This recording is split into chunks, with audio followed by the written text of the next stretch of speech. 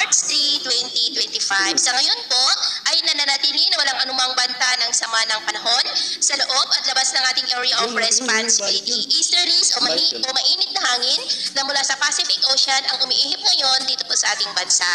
At sa ating long range forecast, consistent pa rin walang bagyo na namamataan na tatawid po sa ating kalupaan for the next 2 weeks. At sa lagay ng ating panahon, ngayong hapon po ay nakakaranas ng cloudy skies with isolated rains ang ilang bahagi ng Calabarzon, Bicol Region, Limaro, Panay Island, Negros, Cebu, Bohol, Leyte, Samar Provinces, Sulu Archipelago, Northern Mindanao, Caraga, Davao Region, at Sorsogon. At mamayang gabi po ay may chance pa rin ng mga isolated rains sa Ilocos Region, Aurora, Quirino, Nueva Ecija, Calabarzon, Bicol Region, Limaro, Panay Island, Negros, Cebu, ilang bahagi ng Bohol, silangang bahagi ng Leyte, Samar Provinces, Surigao del Norte, Zamboanga del Norte, Misamis Oriental, Lanao Provinces, Davao at Sorsogon.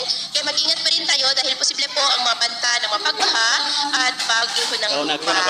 At sa atin naman po mga baybayin, wala naman po tayong nakatas na namang warning signals. Pero iba yung mag-ingat lamang po kung papalaot tayo para mas makaiwas sa mga sakunang pangkaragatan.